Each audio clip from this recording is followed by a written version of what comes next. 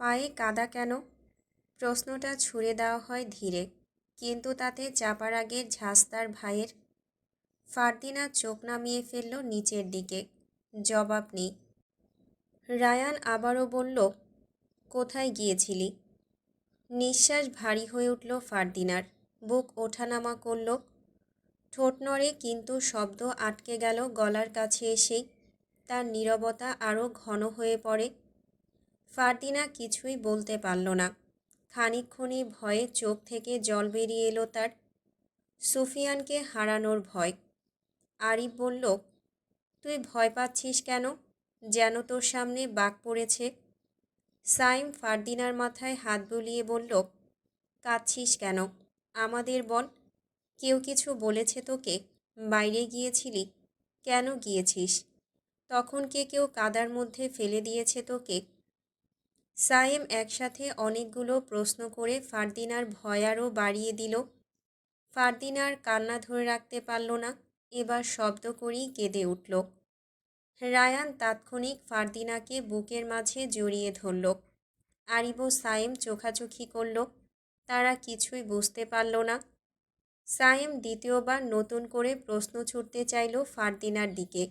Ryan আঙুলের ইশারায় চুপ করতে বলল। ফারদিনা ফুঁপিয়ে ফুঁপিয়ে কাঁদছে। রায়ান বলল, ভয় পেয়েছিস, বুঝতে পারছি, চল ঘরে চল। ফারদিনার ঘরে তারা চলে যায়। তাকে একটা চেয়ারে বসিয়ে দেয়। এরপর দাসীদের ডাকে সায়েম। ওরা একটা রূপার পাত্রে জল নিয়ে আসে। রায়ানের ইশারায় ফারদিনার পা ধুতে শুরু করলো দাসীরা। তাৎক্ষণিক জেবুন্নেসা উপস্থিত হয় ফারদিনার ঘরে। ফারদিনা অশ্রুসিক্ত চোখে একবার রায়ানের দিকে দেখল। চোখ দুটো তার তীব্র লাল। মনে হচ্ছে শামসুলের শরীরের সমস্ত রক্ত তার চোখে। রায়ান তার নীল রেশমের শার্ট এবং সাদা পায়জামাকে অনায়াসে সামলে আছে। গলার লকেট হালকা ঝুলছে, কিন্তু তার কাঁধে কোনো কম্পন নেই। চোখের তীক্ষ্ণ দৃষ্টি চারপাশ পরীক্ষা করছে, যেন প্রতিটা ছায়া তার শত্রু। চোখ ফিরিয়ে আরিফকে দেখল। আরিফ বাদামি চোকা আর সাদা পায়জামা পরেছে। ঘরের মধ্যে পায়চারি করছে। তার হাঁটার ধরন এমন যেন শীত তার উপর কোনো প্রভাব ফেলতে পারছে না।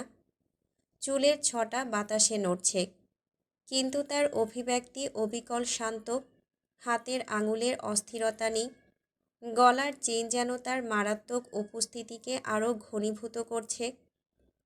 ফারদিনা এবার সাইমের দিকে দেখল। পা থেকে মাথা পর্যন্ত পর্যবেক্ষণ করছে। শিকারি পোশাক ছিল পরনে। বদলে একটা ফতুয়ার পায়জামা পরেছে এখন। শালটা পেঁচিয়ে রেখেছে এমনভাবে যেন উড়ে গেলেই সর্বনাশ। তাদের অভিব্যক্তি ফারদিনাকে শীতল করে দিল। দাসীরা তার পা ধুয়ে শুকনো কাপড় দিয়ে পা মুছে চলে যায়। ফারদিনা মনে মনে প্রার্থনা করছে, তার ভাইয়েরা যেন এই বিষয়ে আর প্রশ্ন না করে। সে এখন কি করবে বুঝতে না পেরে শান্ত ভঙ্গিতে উঠে দাঁড়িয়ে বলল, আমি আব্বার ঘরে যাচ্ছি। রায়ান বলল, পায়ে কাদা কিভাবে আসলো বলে যা। ফারদিনা ভীষণ গোয়ার্তুমির সাথে বলল, জানি না। ফারদিনা মিথ্যে বলেছে। সে নিজেও জানে এরূপ বললে তার ভাইয়েরা কখনোই বিশ্বাস করবে না। কণ্ঠ তার কাঁপা কাঁপা। রায়ান পায়চারি করতে করতে বলল, তালুকদার বাড়ির প্রাচীরের মাঝখানে কোনো কাদা নেই, পাথর ব্যতীত। সমস্ত ভূমি স্থল পাথরে তৈরি। তাহলে তুই নিশ্চয়ই বাড়ির বাইরে গিয়েছিলিস। রায়ান যেন নিশ্চিত ভঙ্গিতে বলল। জেবুন্নেসা রায়ানের রেশ টেনে পান মুখে দিয়ে বলল, আমি আগেই বলেছিলাম ওকে বিয়ে দিয়ে দে। বড় হয়েছে এখন।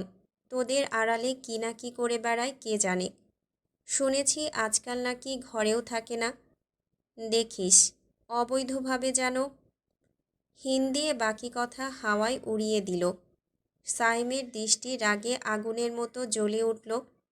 আরিফ জেবুন্নেসার দিকে এগিয়ে বলল, ফুপু, কি বলতে চাইছেন আপনি? বাইরে অবৈধভাবে মানে? ওসব আমি মুখেও আনতে পারবো না। লজ্জা লজ্জা। জেবুন্নেসা বলল। ফারদিনা যেন একটা চক্রের মধ্যে পড়ে গেছে। না সে বেরোতে পারছে, না কিছু বলতে পারছে। আরিফ ফারদিনার চারপাশে ঘুরে ঘুরে বলল, ফুপু যা বলছে সত্যি? তুই আজকাল ঘরের বাইরে বের হচ্ছিস? জবাব দে। রায়ান বলল, আহ, ওকে এভাবে তোরা জিজ্ঞেস করছিস কেন? বোন এমনিতেই ভয় পেয়ে আছে। তুই যা, আব্বার কাছে যা। সাইম বলল, ভাই, এখানকার মেয়েদের ঘরের বাইরে কমই দেখা যায়। আমাদের বংশের মেয়ে হয়ে যদিও রাত বিরতে ঘরের বাইরে বের হয়, তাহলে আমাদের দুর্নাম হবে। সংস্কার বলে একটা কথা আছে, ভুলে যেও না। রায়ান ধীর পায়ে হেঁটে জানালার পাশে গিয়ে দাঁড়ায়। দুই হাত পেছনে রেখে গম্ভীর মুখে বলে, আমাদের বোন মোটেও সংস্কারের বাইরে যাবে না, আমাদের সম্মান নষ্ট করবে না, আমার বিশ্বাস আছে।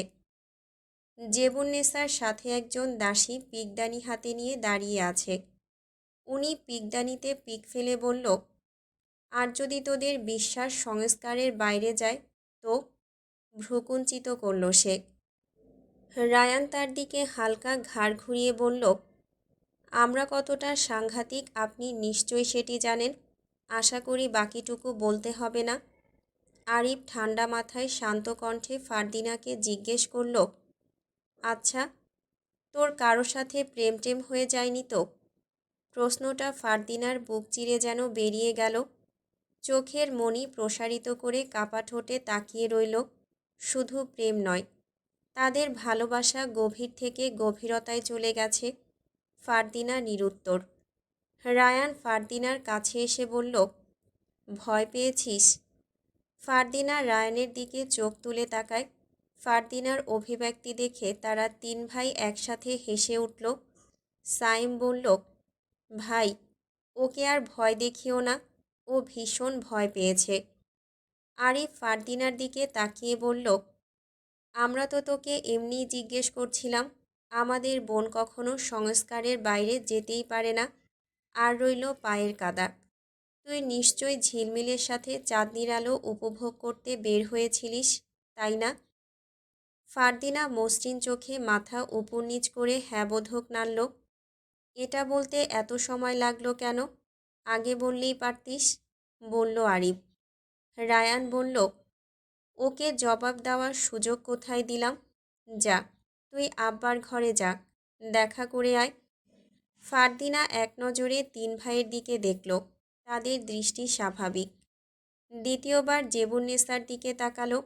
তার সম্মুখে ফারদিনা অগ্রসর হয়ে মুখ ভেঙচি দিয়ে ঘর থেকে চলে যায়।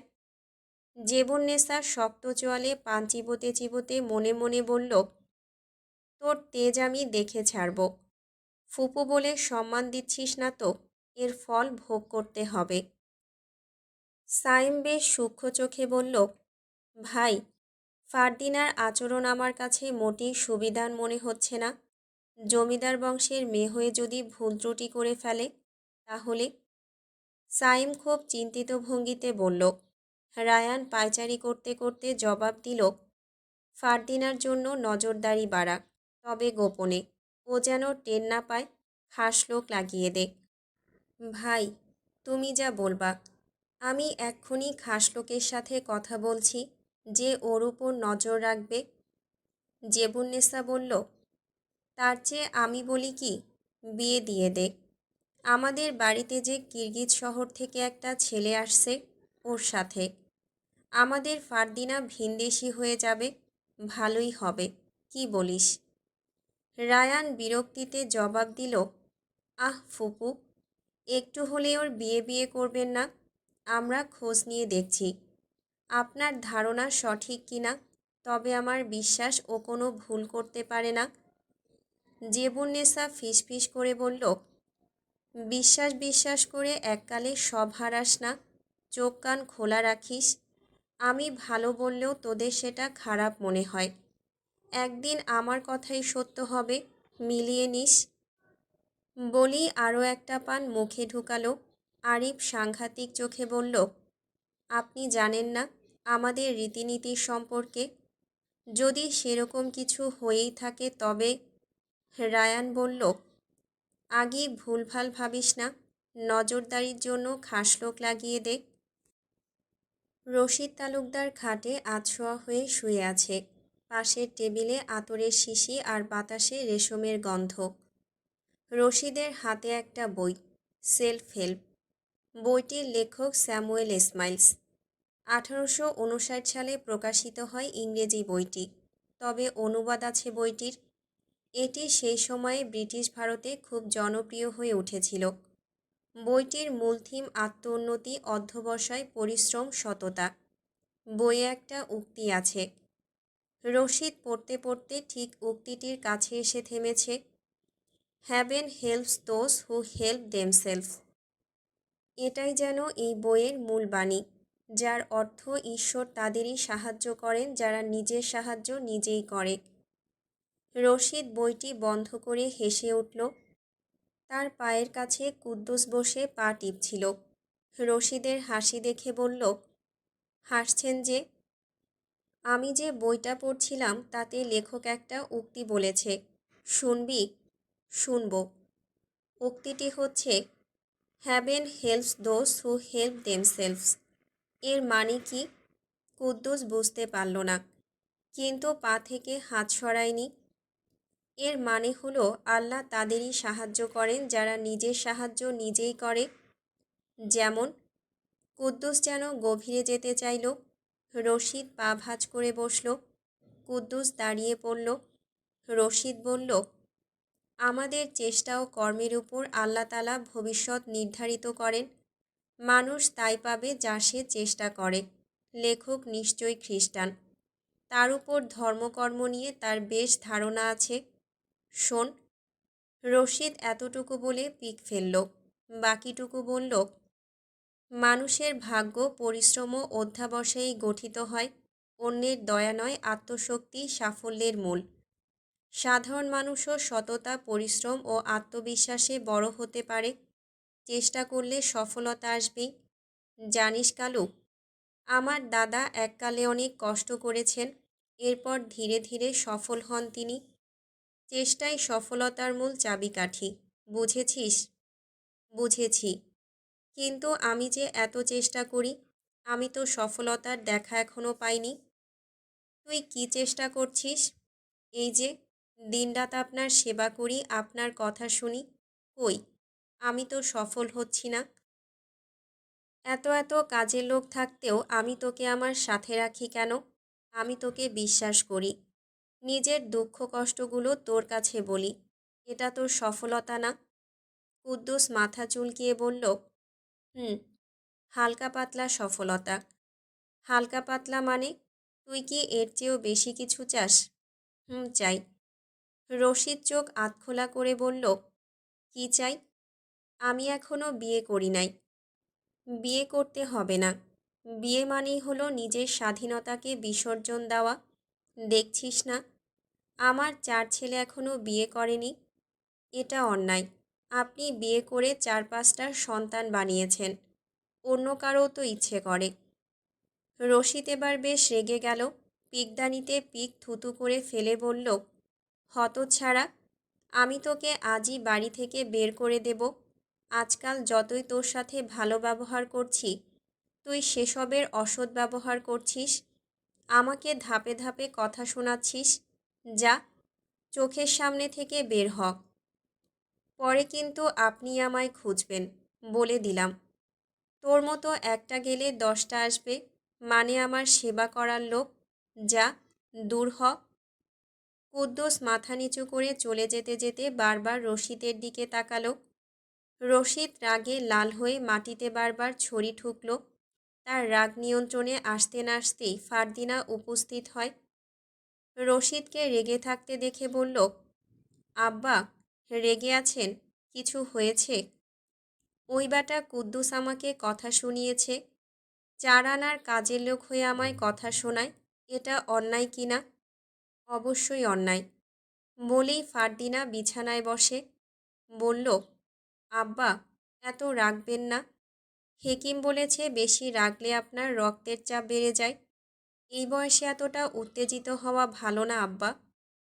রশিদের রাগের মাত্রা আগের থেকে আরও বেড়ে গেল। তার বয়স তুলে কথা বলেছে। বয়স যাই হোক, সে নিজেকে এখনও 30 বছরের যুবক মনে করে। মোটা তাজা শরীর, দাড়ি, মাথার চুল এখনো পর্যন্ত কুচকুচে কালো। বয়স দুটো সংখ্যা মাত্র বলে মনে করে রশিদ। বিছানা ছেড়ে নেমে ছড়ি ঠুকে ঠুকে বলল, শোন বেয়াদব মেয়ে, আমার বয়স এখনো 50 ছোঁয়নি, আর তুই আমাকে বুড়ো বলছিস? আব্বা, আমি আপনাকে একবারও বুড়ো বলিনি। আপনাকে বুড়ো কে বলেছে? আপনাকে আমার ভাইদের থেকেও জোয়ান দেখায়। ফারদিনা রশিদের আড়ালে হাসল। রশিদের বয়স 50 ছাড়িয়েছে সেই কবে। রশিদ বলল, আজ রাগ দেখাতে যাচ্ছি না। তোকে আমি একটা কথা জিজ্ঞেস করব বলে ডেকেছিলাম, কিন্তু তুই আমার মন ঘুরিয়ে দিলি। আব্বা, এখন আবার আমার দিকে মন ঘুরিয়ে আনুন। বলুন, কি জিজ্ঞেস করবেন? রশিদ ধীরে ধীরে হেঁটে রেশমি গদি মোড়ানো ইজি চেয়ারে বসল। মুখের রং পুরোপুরি পাল্টে নির্বাক রূপ ধারণ করল। বলল, আমি জানতে পেরেছি তুই আজকাল রাতেও ঘরের বাইরে বের হচ্ছিস। আপনার কাছে প্রমাণ আছে নাকি শুধু শুনেছেন? আমার কাছে প্রমাণ নেই, শুনেছি। আপনার মতো জ্ঞানী একজন ব্যক্তি শুধু মুখের কথা বিশ্বাস করল? ফারদিনা খাট থেকে নেমে দাঁড়ায়। আমি বিশ্বাস করিনি বলেই তোকে জিজ্ঞেস করছি। রশিদ কিছুক্ষণের জন্য থেমে গেল, আবার বলল, জানিস ফারদিনা, আমার বাবা ব্রিটিশ প্রশাসনের সাথে ভালো সম্পর্ক রেখেছিল। আমারও বেশ নামডাক আলিমনগর সহ শহরেও। আমি শহরে গেলে বেশ লোকজন ভিড় করে, সম্মান করে সবাই আমাকে। সম্মান অর্জন করা কঠিন বিষয়। জি কঠিন, ফারদিনা ভাবলেশীনভাবে বলল। এই সম্মান ধুলোয় মিশে গেলে কষ্ট পাবো কি না? ফারদিনা এবার রেগে গেল, প্রচণ্ড রাগ উঠছে। আজ সকলের মুখে একই প্রশ্ন, কিন্তু কেউ পরিষ্কার করে কিছুই বলছে না। ফারদিনা বিভ্রান্তিতে পড়ে গেল। তারপর রাগ নরম করে বলল, জি কষ্ট পাবেন। আশা করি তুই বুঝেছিস আমি কি বলতে চাইছি। এরপর থেকে এমনভাবে চলাফেরা করবি যাতে আমার কাছের কেউ তোর নামে নালিশ না করতে পারে। মনে থাকবে? জি মনে থাকবে। এখন আমি যাই। যা, তবে নিজেকে নিয়ন্ত্রণ কর। ফারদিনা রশিদের ঘর থেকে বেরিয়ে যায়। রশিদের ঘরের পর অন্দরমহল। অন্দরমহল পেরিয়ে হাঁটতে হাঁটতে নিজের ঘরের দিকে যাচ্ছে। যতই পা বাড়াচ্ছে ক্রমাগত পায়ের শক্তি যেন ফুরিয়ে যাচ্ছে। চাঁদের আলো নিভে যাচ্ছে। সে মশালের আলো ধরে হাঁটছে। সুফিয়ানের কথা তার ভীষণ মনে পড়ছে। আজকে তার 3 ভাইও আব্বার কথায় মনে হচ্ছে সুফিয়ানের সাথে তার সম্পর্ক কেউ মানবে না সে নিশ্চিত।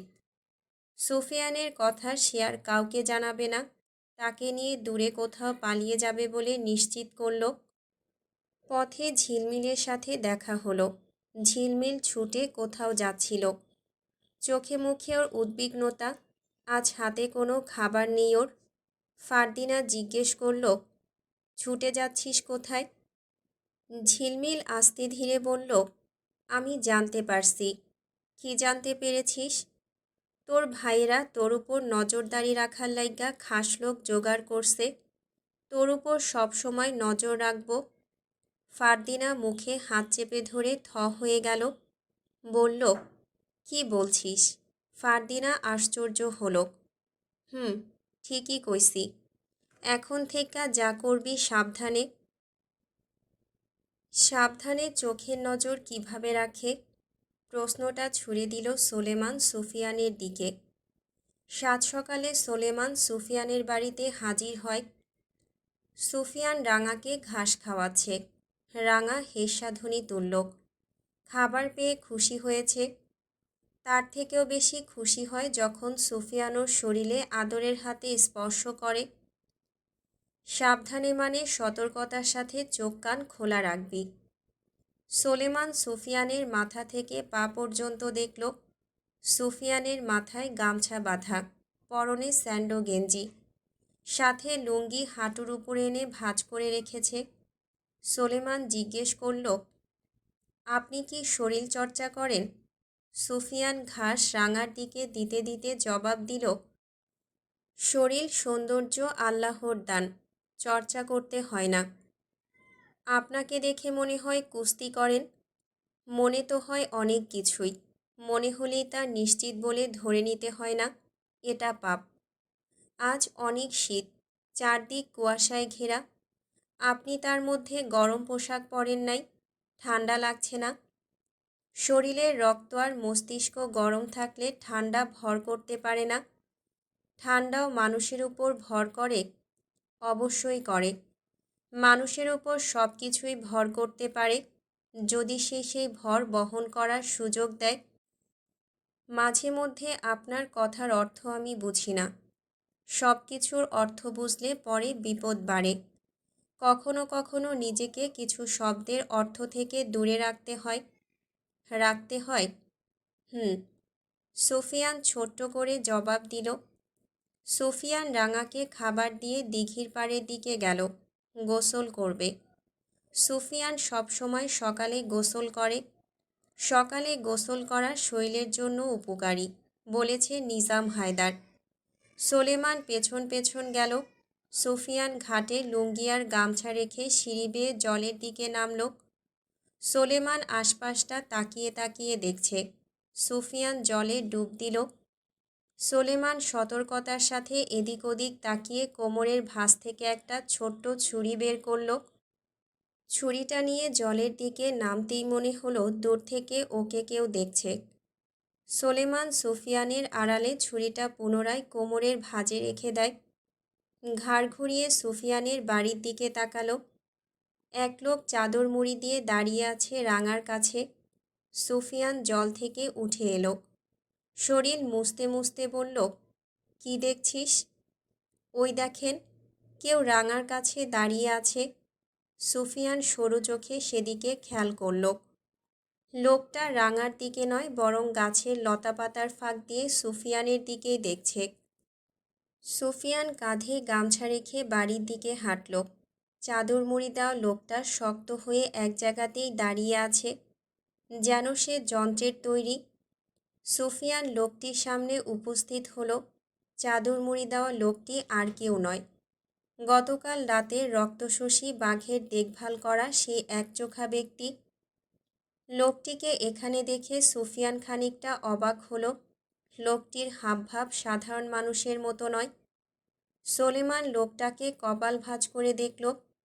সুফিয়ান তাকে জিজ্ঞেস করল, কে আপনি? এখানে কি চাই? লোকটা সুফিয়ানের প্রশ্ন নয়, বরং শরীরের দিকে তাকিয়ে আছে। কখনো বুক, কখনো হাত, কখনো উরুর দিকে দেখছে। সুফিয়ান দ্বিতীয়বার জিজ্ঞেস করল, চুপ করে আছেন যে, কি চাই? এখানে কি জন্য এসেছেন? একচোখা গলা পরিষ্কার করে বলল, তারেককে খুঁজতাছি। ওই আমার খেতে 2 দিন কাম করছে, অহনারোরে খুঁজা পাইতাছি না। ওর বাড়িটা কই তুমি জানো? সুফিয়ান বিস্ময়ে তাকিয়ে রইল। তারেক নামে আশেপাশে কেউ আছে বলে তো মনে হয় না তার। সোলেমানের দিকে তাকালো। সোলেমান ইশারায় বোঝালো ও তারেক নামের কাউকে চেনে না। সুফিয়ান বলল, এই নামে আমি কাউকে চিনি না, আপনি খুঁজে দেখুন। একচোখা সুফিয়ানের ঘরের দিকে দেখল, কাউকেই দেখা যাচ্ছে না। নিশ্চয় সুফিয়ান একা থাকে বলে ভেবে বলল, তুমি একলা থাকো? কেন, ভাই বোন নাই? সুফিয়ান জানে এই প্রশ্ন তাকে কেন করা হয়েছে। সে নীরব থেকে কয়েক সেকেন্ড পর জবাব দিল, না, আমি আমার বাবা মায়ের একমাত্র সন্তান। ওনারা কই? বেঁচে নেই। একচোখা স্থান ত্যাগ করার জন্য মনস্থির করল।